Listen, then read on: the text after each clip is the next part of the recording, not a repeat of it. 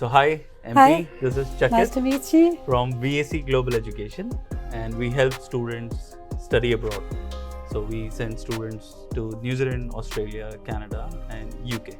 Lovely. Perfect. So can we get to know you a little Yeah, bit? sure.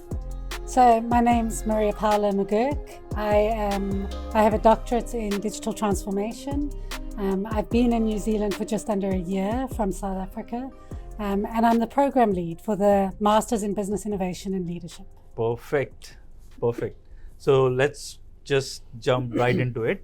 So what makes Whitecliffe's Masters in Business Innovation and Leadership program stand out compared to other MBAs or Masters Business program? There's a lot of things that excite me about this program. The one that's the most obvious and most evident is that it's a business degree that is housed within the Faculty of Art and Design. Mm-hmm. And what that means is that it appeals to two types of students. The one is students from cultural and creative industries, which could be art, design, architecture, industrial design, interior design, gaming. And they're interested in getting a degree that's a master's degree that they can become the leaders of the industry.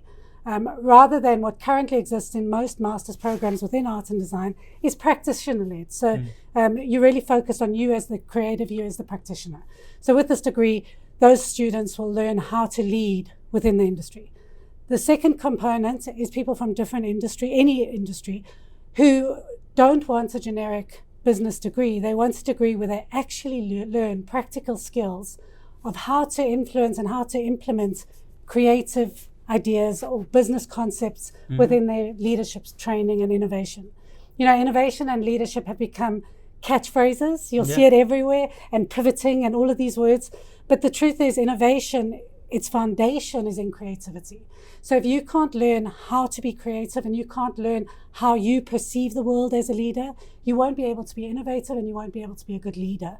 So this degree really has foundations in the right place, which sets it apart from all degrees I know. Perfect. So you talked about the leadership. So how this course enable the student to become better leaders of the future? A very large part of this degree is learning about different forms of leadership and how to incorporate problem solving within your leadership style. So what I like to call is getting comfortable in the problem space. So the students spend quite a lot of time learning systems thinking, and systems thinking really is a way of thinking that is really important in our modern world, because it's how do you look at problems that are very, very complicated. And instead of a linear approach where you have a right and a wrong answer, it's what is a better and a worse answer. And this course will teach students how to start thinking differently about problem solving, and that will lead them to being better leaders. The second component is that throughout the degree, they are going to be challenged to what they think. What are their bias? What are their perspectives? What is their history? What is their context? Something that is very common in the cultural and creative industries, but for some reason is lacked in most industries, where the individual has to show up as the leader before you can lead. You can't lead if you don't have a sense of self. Can you explain it with an example, like a real world example, taking New Zealand as a context and then thinking that how you as a manager or a leader that you're solving the real business problem? Would you have any example? Well, I gave one example that I had recently with students where we were explaining there's a range of business leadership styles, and in any business degree students will learn a variety of styles. The truth is that all the styles are beneficial and purposeful in different contexts and different situations. And I gave an example of Madiba, Nelson Mandela, and his leadership style, which he learned from his father, who was a chief in the village. And his style was that in villages in Africa, there are kraals. So when people meet, they sit in a circle. They don't sit in a boardroom with a leader and a bottom. You sit as equals. And his approach was he would watch his father sit and listen to everybody talk before he spoke. And the benefit of it, for as long as it took, and the benefit of it was he got a very good sense of what everybody was thinking about the complex problems, number one. And number two, he got a very good sense of where everybody in the room stands on the problem. So when he spoke, he was speaking from a sense of understanding of the problem space. So he was comfortable in the problem space. And I had a student recently who, after that lecture and learning about this, they were in a New Zealand context in their business. I won't tell the details of the business. And they'd been trying to get this specific client for years and couldn't get this client. So what they decided to do, instead of inviting the clients around to their offices, they invited them to lunch, they invited their board, and they sat and they had, or lunch or supper, and they sat and they had a meal. And they listened. The board and him, he spoke to them, they just listened to the clients and the client's needs, the client's wants. They complimented them. They said, what do you want? What are you after? And at the end of the meeting, the client came on board and said, we are keen to come on board. And the students said, you know, that discussion and that example of a real case study of a real leader in the world that did a tremendous job directly influenced him getting the client. The contract, yeah. That's the one complex thing when you have business degrees, business, leadership, innovation, is what makes it tangible, because it's not about you will enter the work field in this position.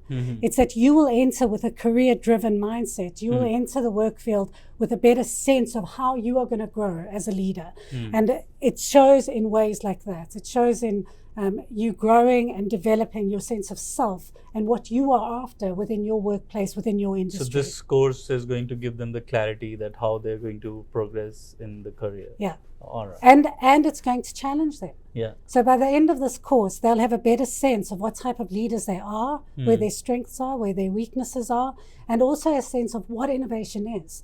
Because so many people, the vast majority of people, are hearing these words and they assume innovation is just Elon Musk or these big tech guys. Yeah. That's not only what innovation is. Yeah. And in this course, they'll get a sense of where does invention come in? Where does creativity come in? And how do you become somebody who can resolve complex problems in innovative ways that are relevant to your industry? Amazing, amazing. So this course also have some practical exposure and industry projects.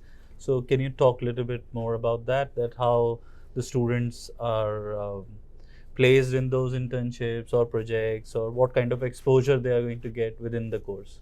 So currently the way the course runs is that it's cumulative. So every course leads to the next course, leads to the next. All right. So you start with the first trimester with yourself as the innovator. So you're looking at yourself, your leadership styles, your understanding of innovation.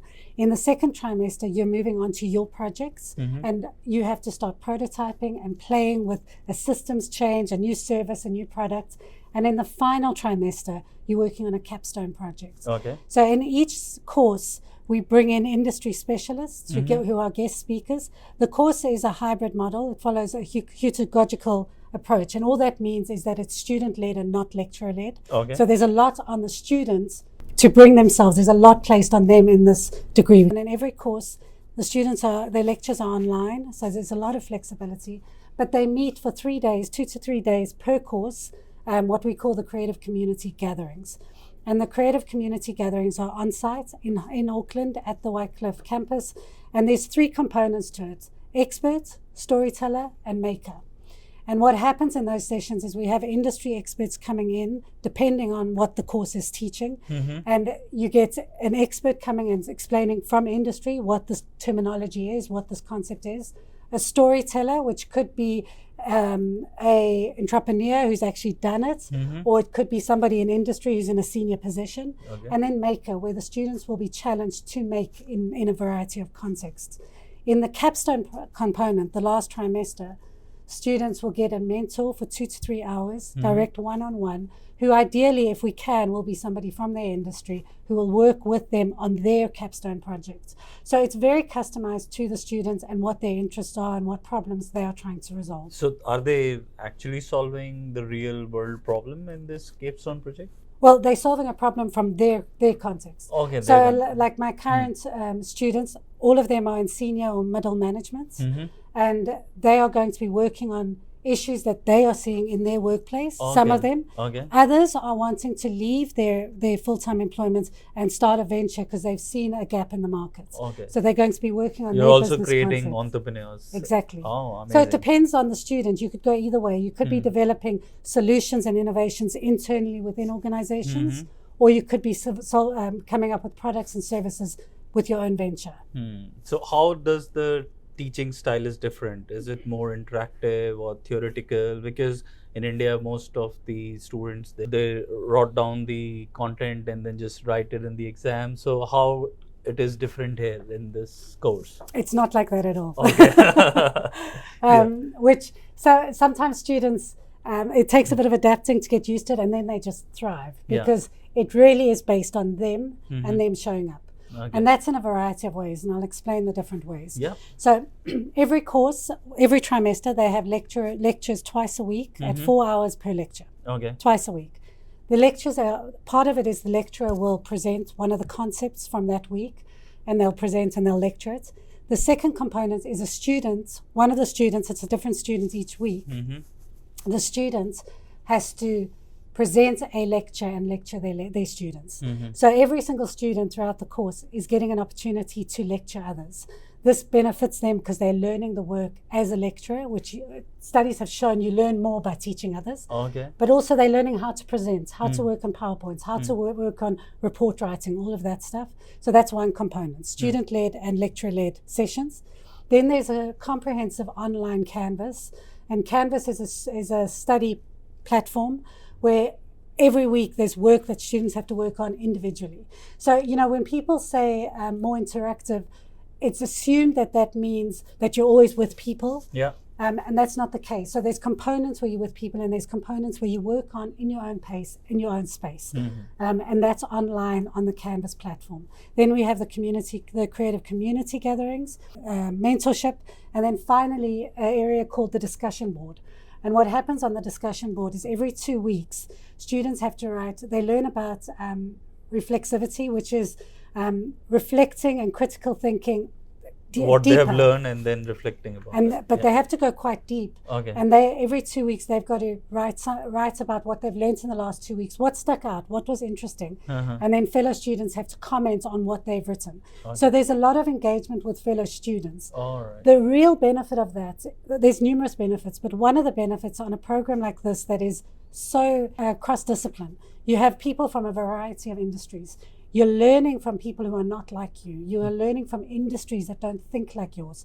So when you have problems in your industry, you haven't attended a degree where everyone in the class had similar perspectives with you as you do. So everybody is coming from different backgrounds. Different backgrounds. Yeah. And that's culturally as well as industry based. Yep. So you're learning how to be in spaces with a variety of views and thoughts, which enhances your leadership styles. What are the different career path this course leads the graduate of this course? So the objective of this course is to create future leaders.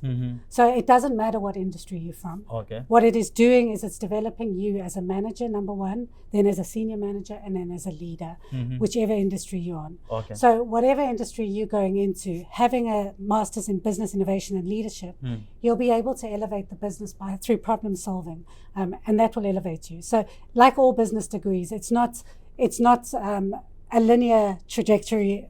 It's like you just don't need to go into finance or marketing or sales. You can go into any direction. Yes, yeah. Okay. So in the fourth industrial revolution, where we're sitting currently in our contemporary world, and with the huge shifts that are coming with AI, all we can really teach students is how to think better. That's all. We can't even understand where this world is going. Yeah. But we can teach them how to think. And if you can think and analyze and be comfortable in the problem space, you'll be able to resolve any situation and elevate yourself in your career path. And that's the objective of this, is that you don't sit stagnant in lower management positions. You elevate yourself because you've got the thinking capacity to go higher within your organization. So that's very kind of you to touch upon all the critical points about the course.